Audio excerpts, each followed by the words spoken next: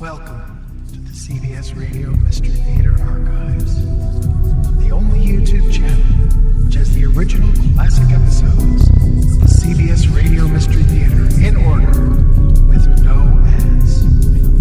Thank you for listening, and now, enjoy the show.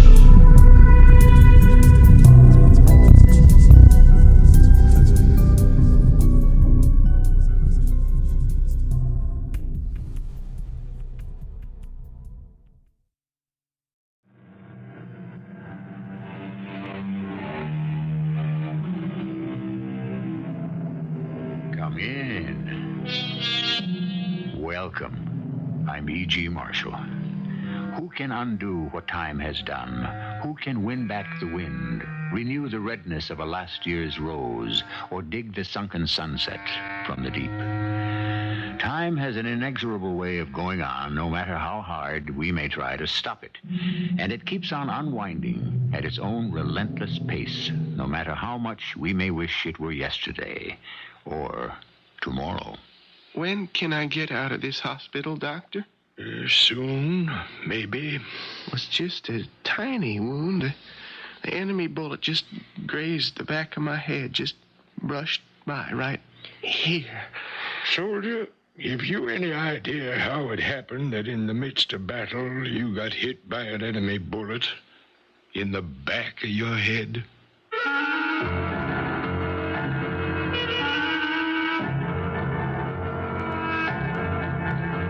Our mystery drama, A Long Way From Home, is based on a classic short story of Ambrose Bierce. It was especially adapted for the Mystery Theater by Arnold Moss and stars Russell Horton. I'll be back shortly with Act One. It's a warm spring day in the year 1927 in a little town in central Tennessee about 30 miles from Nashville. Just the week before, the people of the town had screamed themselves hoarse at the news that a daring young man named Lindbergh had been the first man to fly the Atlantic solo. Today they are gathered to celebrate another event, one that took place over 65 years ago on this very soil. As those years slowly unrolled, something had happened to one man whose life had been curiously interwoven with the events taking place today. Our story starts in Ohio, back in the warm autumn days of 1862. Two young men drift lazily in a small rowboat, fishing poles dangling from their hands. Sam, why don't you stop playing that fool mouth organ of yours and do some serious fishing? Now, how can you expect to be catching anything laying there on your back in the front of the boat while you go on playing that dang thing? It's beyond my understanding. I'm fishing with my right hand and making music with my left. One don't interfere with the other. Music? Now, all you're doing is scaring off what few fish may be swimming in this lake. Or maybe charming them to come up and take a good look at the unusual young fella that's creating all them beautiful sounds. I don't see that you charmed too many so far, Sam. Just one little bitty pike you should by right to throw back. And I don't see that you've done even as well. Well, maybe if you laid off what you call your music, I might. You want some tobacco for your pipe? Wouldn't mind. Light up your pipe and enjoy it while you can. With this war going on, that's the end of any tobacco we'll be getting from Virginia for a long time. This war, it's been going on for over a year now. We got to get into it, Sam. You know that. Yeah, I've been thinking the same. We're almost old enough. Anyway, we look old enough. We're healthy enough, and old Abe Lincoln says he needs us. Yeah, he's still putting out his call for volunteers. I've been thinking of the Ohio 41st. Me too. I was thinking of going down to the recruiting place tomorrow morning to enlist. Funny. So was I. Well, we could lie a little about our age. Hey, we'll go together. It ain't as if it... Hey, Sam, wait a minute. Now, hold everything. I think I hooked onto the biggest darn fish in the whole state of Ohio. Oh, hold on to it. What in tarnation have I... got at the end of this pole. It's bending almost in half. Well, whatever it is, it's going to bust your line. Ooh, and my pole, too. It don't seem to be jerking around, does it? Dang thing just pulls steady like some big old whale. Maybe you're hooked onto some big old log. Now, it ain't funny, Sam. This ain't no log. Oh, wait. It's coming. It's coming. Now, you get ready. When I get to the surface, just you catch it with your knife. Unhook the blade. I'm ready. Now, once it's in the boat, whack it over the head with... Here it comes, Sam. Here it comes. Woo-wee. Look at them air bubbles rising out of the water. You ready? I'm ready. Here we go. No. Good Lord in heaven, no. You see what that is, Sam? Yeah, I see. It's the body of a soldier. An infantryman. And he's one of ours. Cut the line, Sam. I'll try. Cut it, Sam. Will you please cut it? I'm doing my best. It's just that I feel a little sick. There. You did it, Sam. See the body sinking to the bottom again. How do you suppose it ever got here? I don't know. From his looks, I'd say he'd been dead a long time. His face was all puffed up and bloated like. Yeah. Well, we better get back. More than enough fishing for one day. Pull into your line, Sam, and start rowing. And tomorrow morning, we go to the recruiting office to volunteer as soldiers. After what we just seen, Yes? maybe we ought to give the whole thing a little more thought. We made it. They took us. We are now soldiers of the great army of the United States. Report back here in 24 hours. That's what the man said. I can't wait to get into one of them fine blue uniforms with that dandy little cap. Oh, then they're going to issue us rifles. And take us on a long train ride south. Hey, that's the best part I heard. This part? The train. It stops at every station on the way to wherever we're going. One of the fellas told me. Why is that the best part? Every time it stops, they feed you bread and cold meat, coffee, pickles, cheese, and pretty girls with pink cheeks and shining eyes. They smile at you. Sometimes they come right up to you and even kiss you. Ooh, yes, sirree. We're going to be treated like real heroes. What's this fella like? The one we'll be serving under, this Colonel Hazen. You hear anything about him? Well, only that he commands the 41st Ohio Volunteers and fought the Indians in the West. A young feller. Oh, did real good, they say, at the Battle of Pittsburgh-Landon. Reckon we're filling in for some of his troops.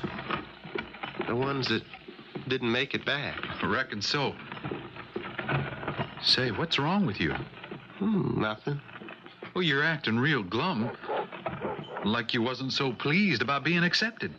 No, I'm glad we done what we done. You still got the body of that soldier we fished up yesterday on your mind, ain't you? No, I ain't. Hey, it could happen to anybody.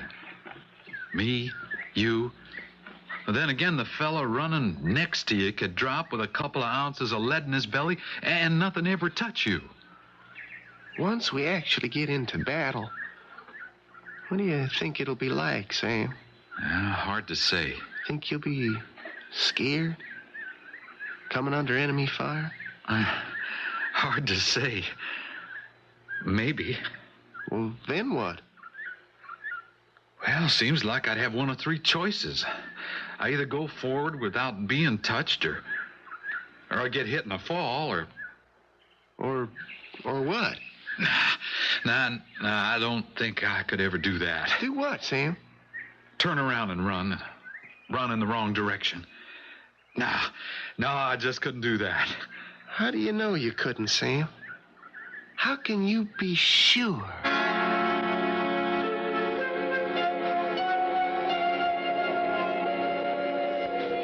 Couple of months went by, and suddenly, before we knowed it, it was winter.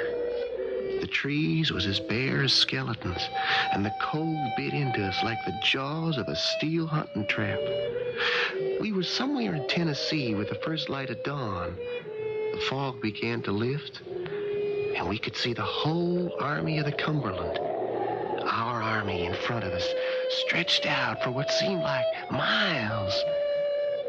Rumors of the coming battle had been spreading through the camp. Sam, don't you ever stop playing that dang mouth organ. It gets me all upset. Now, it really does. Besides, you're going to wake up the whole company. Oh, just a little music in the spirit of Christmas. Are you plumb crazy, Sam? Christmas was over almost a week ago. Oh, what's the difference? It's a good tune any day of the year. Even today, the last day of 1862. December 31st. Say, did you sleep any last night? Not much. You? Me neither. Too excited, I reckon, about what could happen today. You know something, Sam? Laying down there in the grass, the night was so still, I could hear my heart a-beating. And every blade of grass pressing against my cheek was a-telling me how sorry they all was. For me. For all of us. Now, you gotta stop thinking that way. You just gotta. It's not good for you. Yeah. I couldn't tell anyone else, Sam, but... well, I can tell you. I am scared. Real scared. Well, now, I'll tell you something. What's that? So am I. Scared right down to my bones.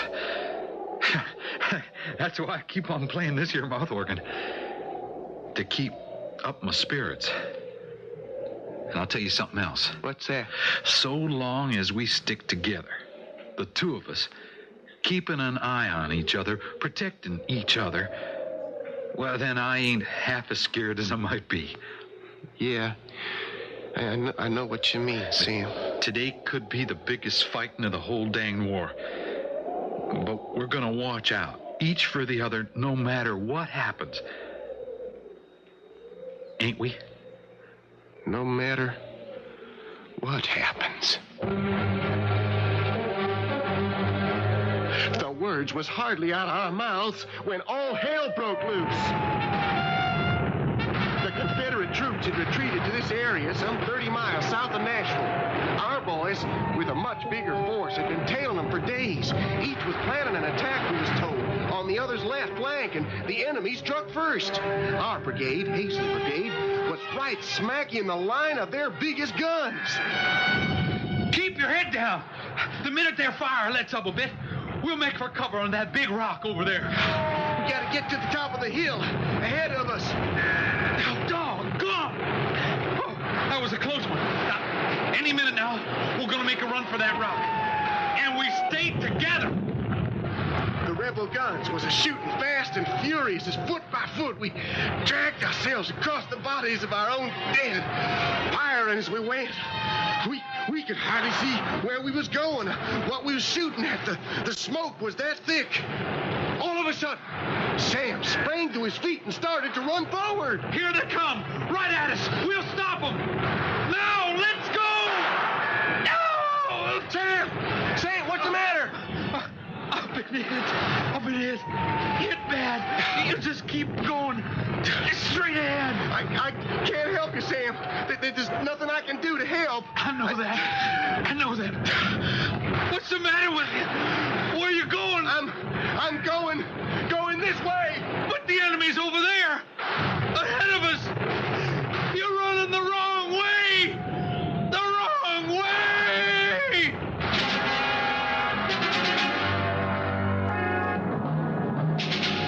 As his fatally wounded companion sinks helplessly to the ground, the young man ignores him, runs in a blistering sweat faster and faster back to his own lines. His eyeballs cracked like two hot stones.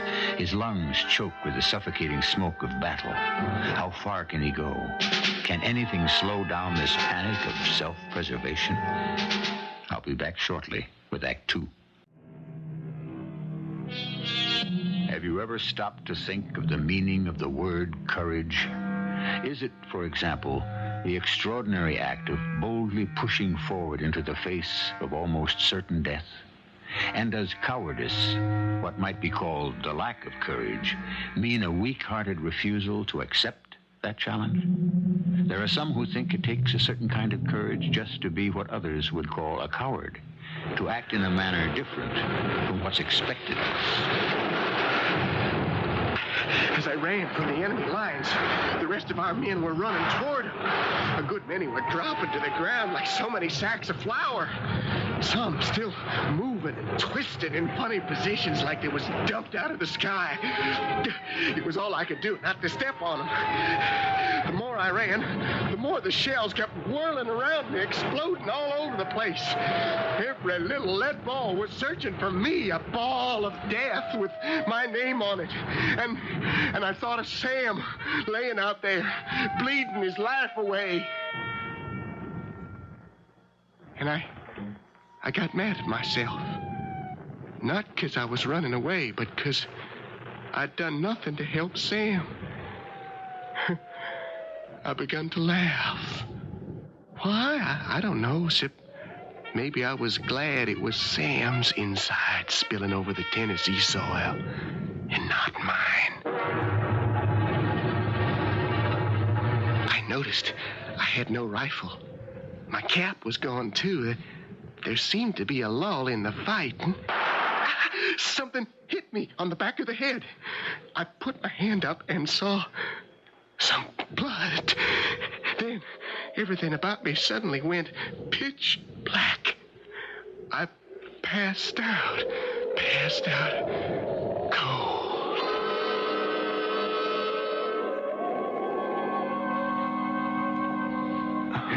Hold still, young fella. Unless you want to lose an ear. Yeah, there we are. Who are you? What's going on here? Your wound's beginning to close. The opening is healing very nicely. Well, where am I? Who are you? Major Armistead, surgeon, U.S. Army, in charge of this section. What section?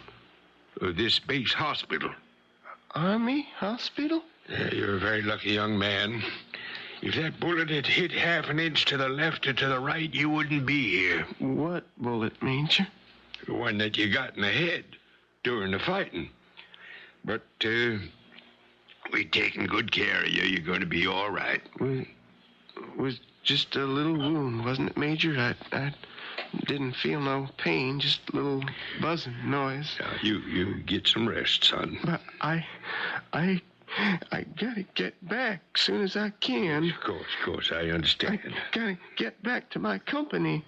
Mostly, I gotta see what happened to Sam. Sam? My best friend, he got hit real bad, I think. Well, you just lay back and take it easy. I'm going to ask you a couple of questions for the record. Yes, sir, Major. What company are you attached to? Company? Company. Mm-hmm. Mm-hmm. What's your name, son? My name is...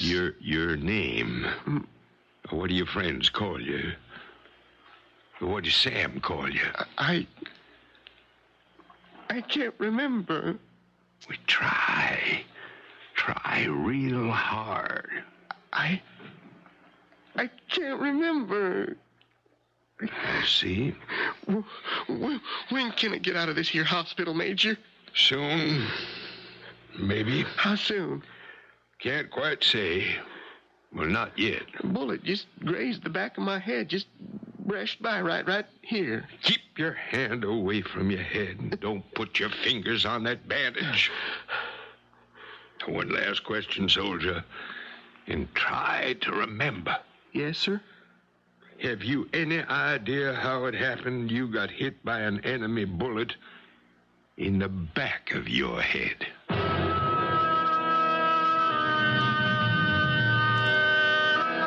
The next I remember, I was standing on a low hill overlooking a wide stretch of forest and field. I had no idea how much time had gone by. It was a warm summer night. By the full moon hanging low in the west, I knowed it was near the hour of dawn. A light mist lay along the earth. Nowhere could I see any sign of life, except for 2 or 3 little cabins in the distance, and the sound of dogs barking far off somewhere. I felt strange and a little lonely. Suddenly, a light blinked on in one of the cabins. I made my way toward it and knocked on the door. Open the door, please. I mean no harm. Who are you? What you want? Just some information. Please open the door. Hush up, you two. Quiet. Well, what can I do for you? Just a couple of questions. Questions? At this time of the morning? What's the matter with you, mister? Well, excuse me if I woke you up. You ain't said what you wanted. Now make it quick, and better not try no funny business, else my 2 dogs will rip you to pieces. Well, you see, I'm a soldier. Soldier? Yeah, serving under Colonel Hazen in the Federal Army, the Army of the United States. Well, you sure don't look like no soldier to me. Where's your uniform? Well, that's just it. In the middle of all that fighting, it got ripped up, muddied up, and they took it from me. They took it. Who you talking about? Who is they? Well, those people up at the hospital. Oh, that's where you from. What you want to know? What's been happening? Happening? Like what? Well, where are the armies? Which side won? Which armies you talking about? Ours and theirs. I gotta know which side won. Besides, if they catch me out of uniform, they could hang me, thinking I was a spy. But when they see this bandage on my head... What bandage? Then they'll know I ain't a spy. They'll know I've been discharged from up there. Now, you look here. You woke me up. I got work to do. I can't stand here all morning talking to the likes of you. Well, then can I talk to your master? My master? The man who owns this farm, this plantation, whatever it is. Well, I ain't got no master. Oh, you one of the lucky ones? You already been freed? Look, I'm going to have to shut this door, mister. If only I could find my regiment. If I only knew where I was. Sorry, mister, I can't help you. But I will tell you one thing. What's that? The hospital's up that way. You better turn around and get back up there by yourself. Before you know it, they're going to come after you and put you there. There was no sense asking any more questions of an ignorant old woman anybody could see wasn't quite right in the head. I got back on the road and started walking again. A faint gray light was coming up on the horizon. Then, like he come from nowhere... Good morning, sir. Huh? Oh, good morning. I salute you, sir. Well, why do you do that? Oh, excuse me. Sitting up there on your horse, I thought you were a cavalry officer. Cavalry officer? No, I'm still in Malton. Doctor's still in Malton. I'm a physician. Been up all night with a very sick patient way back in the hills. That's why I took the horse. Haven't I seen you someplace before? Well, I don't reckon so. I'm a soldier, Ohio 41st, Colonel Hazen's brigade, Army of the United States. Oh, that's why I saluted you, took you for one of our officers. I see. Would you happen to know which side won? Ours or theirs? Would you mind if I asked you a question? Oh, no, sir, not at all. Why do you keep putting your hand up to the back of your head? Oh, I was wounded in the battle. Nothing very serious, just a glance and blow from a bullet. No blood, no pain. I got separated from my friend, Sam. Quick, doctor, get behind this clump of cedar trees, quick. What's wrong? Don't stop to ask questions, and don't talk. They won't see us from behind these trees. What are you staring at? My, oh, my. Just look at them. Why, there must be hundreds and hundreds of them. How far off would you say they are? 50 yards from where we're standing? 100? Just look at them horsemen coming along, riding in formation toward the north. And behind them, all them foot soldiers marching slowly in column, their rifles aslant on their shoulders, gleaming in the morning sun. And look there, following them, the cannoneers, sitting stiffly with folded arms, sitting straight up on the seats of the two-wheeled caissons that are pulling the cannon. And do you notice something very peculiar? We don't hear a thing. There isn't the slightest sound of a voice, of a horse's hoof, of a wagon's wheel, nothing.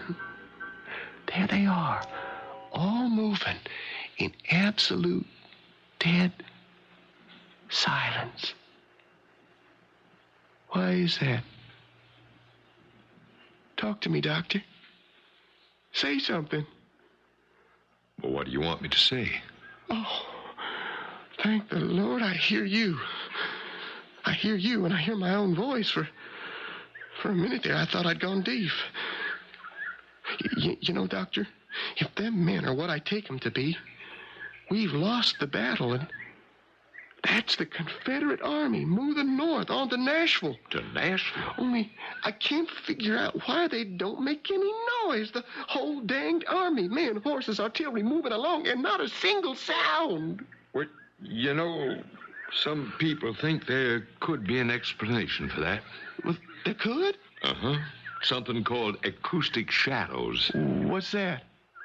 But now, if we were both standing on one side of that big oak tree over there, and I was talking to you, and as I kept on talking, I circled the tree, there would be a moment or two when I would be on the opposite side of that tree where you wouldn't hear me. At least not hear me as well. The tree would be causing what they call an acoustic shadow, like a blind spot for the ear. It may be you don't hear the sound of those troops because we're standing in the path of just such a shadow. You don't hear them either, do you? No, I do not. Look, they're just about passing out of sight. That's the end of them. I think it's all right now to come out from behind these trees, don't you? Yeah, I better get out of here real fast. They might discover me, take me prisoner. Oh, I wouldn't worry about that. Oh, why not? There could be others. No, just put it out of your mind. May I ask, if you'll allow me, a personal question? Just how old do you think you are? Well, 19, going on 20. Why? What's that got to do with anything? Well, I just thought I'd ask. I shouldn't have guessed that was your age. Well, let me take you back to the hospital. They'll be getting worried about you. Not till I know more about them troops we seen moving to the north. Now, what was the color of the uniforms? I couldn't make it out. Did you notice? Here, let me help you onto my horse, and I'll walk along beside you. Now, look. Was they wearing blue or was they wearing gray? Tell me. You gotta tell me. First, you gotta take your hands off of me. Yeah, that's better. Was they wearing blue or gray? You're gonna have to face the truth. They were wearing neither blue nor gray. What are you saying? Nor any other color. There were no troops. Not one single solitary soldier.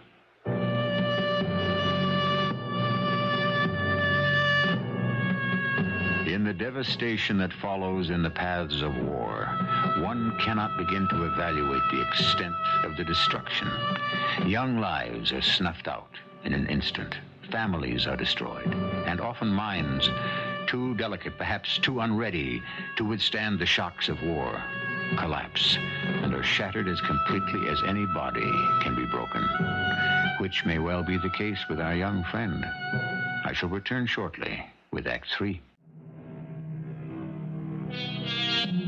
In the year 1862, a young man and his friend enlist as volunteers on the side of the North in our country's most devastating Civil War. In their first exposure to battle, the friend is fatally wounded. The young man runs away from the battlefield, receives a head wound for which he is treated at an Army hospital.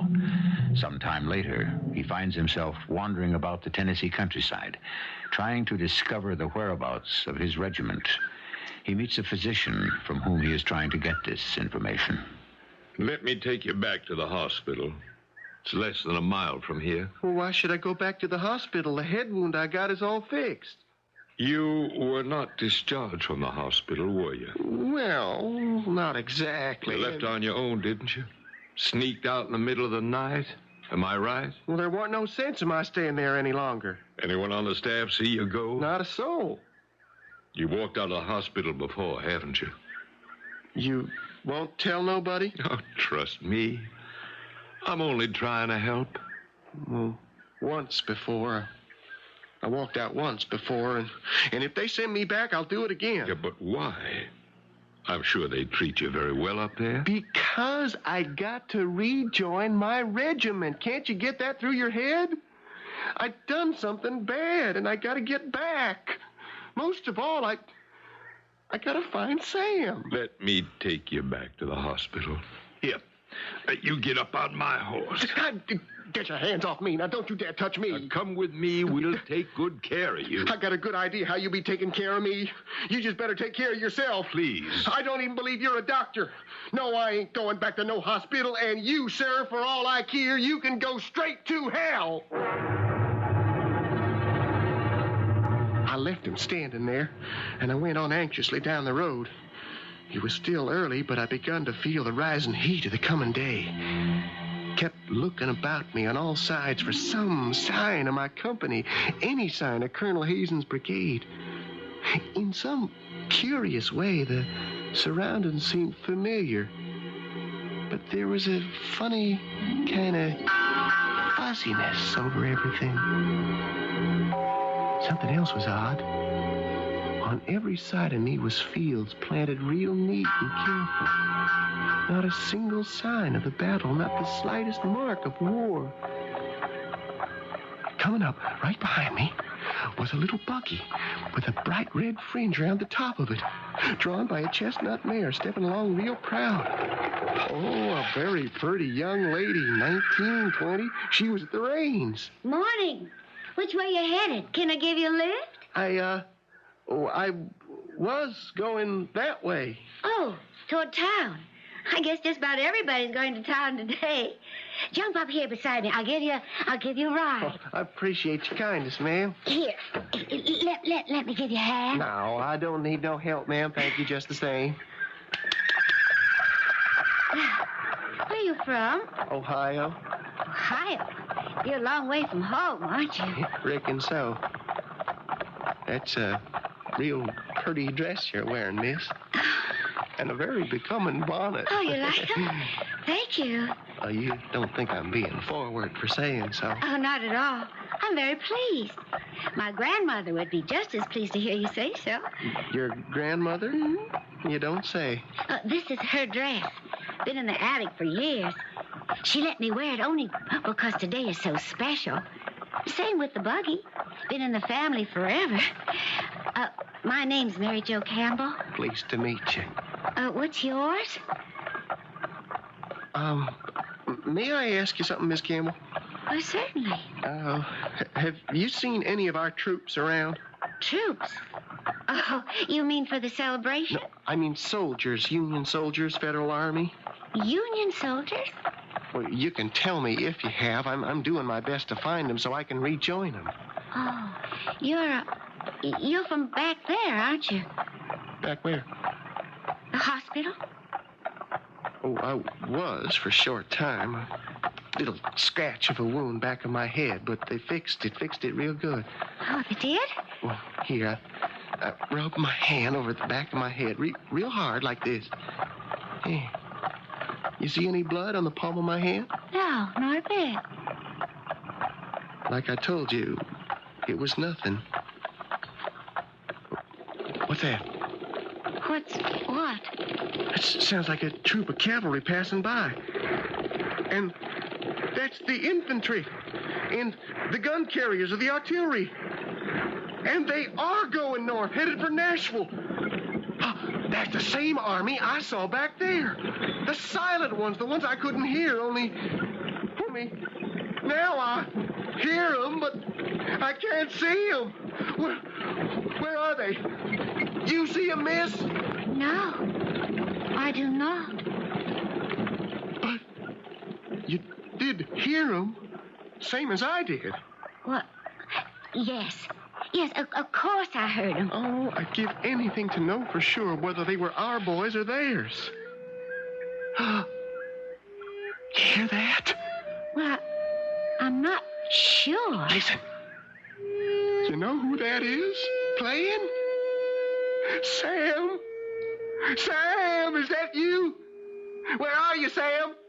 Fishing with my right hand, making music with my left. Where are you, Sam? Toss me some of that Virginia tobacco, will you? I just hooked into the biggest darn fish in the whole state of Ohio. Hold on to it. Doing the best I know how. But you didn't. You didn't. I didn't what? You didn't do the best you knowed how. We promised we'd stick by each other. And you ran away. I didn't mean to, Sam. I didn't mean to. But you did. You left me there. And dozens of others. On the battlefield to die. You saved your own skin by running away. I was scared, Sam. Scared to death.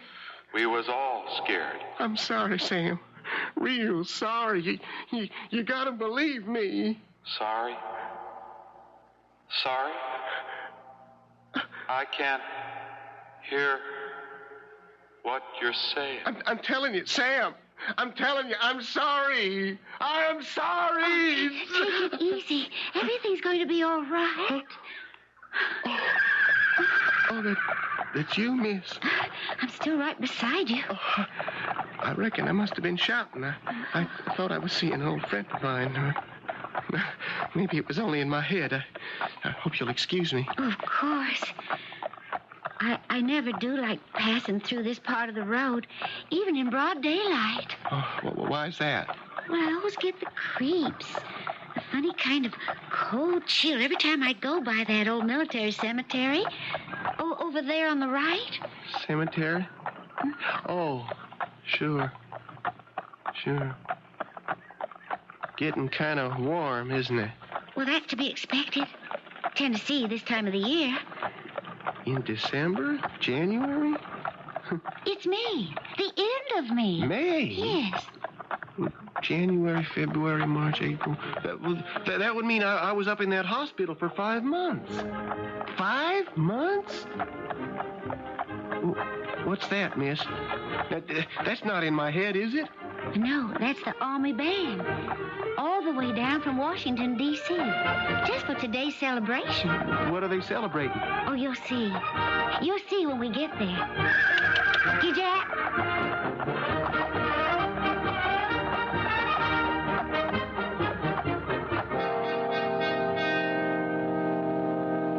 It is fitting and appropriate that today, of all days, we pause to pay tribute to the valiant men who gave their lives in the courageous defense of their country. Who is that man up there on the platform talking? Shh. That's the United States Senator. We can all be pleased, I know I am, that you good citizens have had the imagination to come here in the dress, in the costumes, with the horses and buggies of so many of our grandmothers and grandfathers.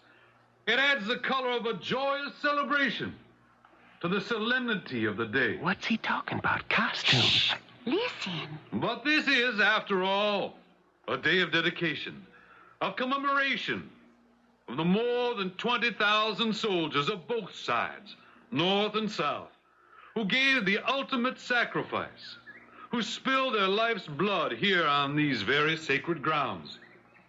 And so, in solemn memory of the gallant men who served on those 3 bloody days, December 31st, 1862 to January 2nd, 1863. I was there. I was one of them soldiers. He's Now, talking. you must be quiet. But By order of the Congress of the United States, I hereby dedicate these 345 acres as a national battlefield and a national cemetery.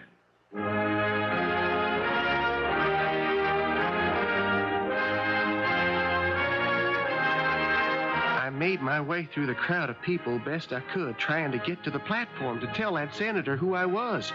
In my hurry to get there, I tripped and stumbled into a big pool of clear water left over from last night's rain.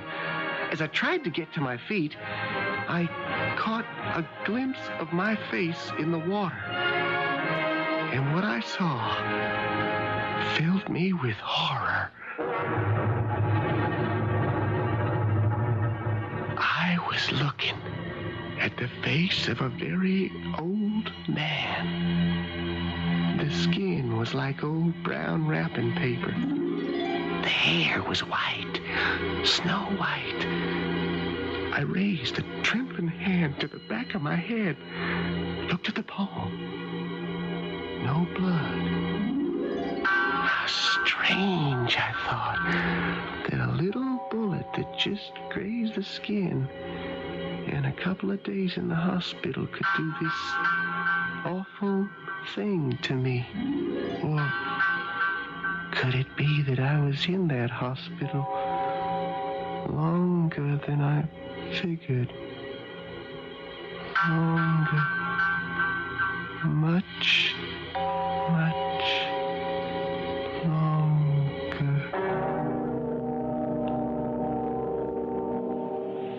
I feel so sorry for him, Doctor. All the other Civil War veterans are gone. So far as we know, he was the last of them. Do they have any idea at the hospital how old he was? Well, this is 1927. The battle was on New Year's Day, 1863. That's over 64 years ago. If he was, say, 20 at the time of the battle, that would have made him about 84, 85. Do the hospital records show the nature of his battle wound? Well, we dug up the old records from the first hospital. He was admitted New Year's Day, 1863. A bullet had gone into a delicate part of his brain, too dangerous to remove. And so he lived all those years, 65 of them, all at the hospital, with a Confederate bullet sitting right there in his brain. By the way, Doctor, who was he? What was his name? We'll never know. No record of any name. Whoever he was, he either couldn't or wouldn't tell.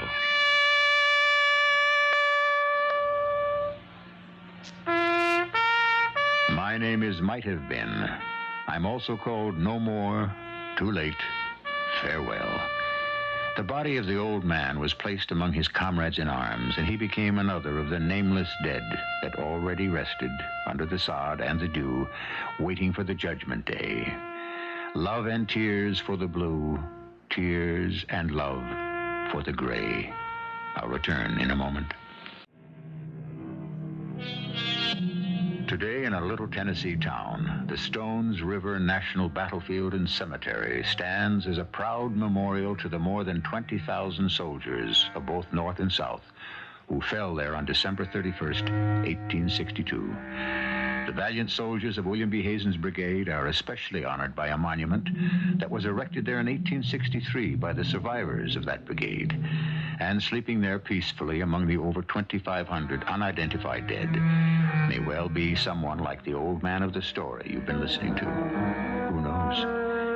Our cast included Russell Horton, Lloyd Batista, Evie Juster, and Arnold Moss.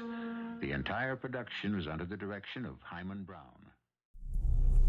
I hope you enjoyed this episode of CBS Radio Mystery Theater. If you've enjoyed this and want to hear more, please subscribe to this channel.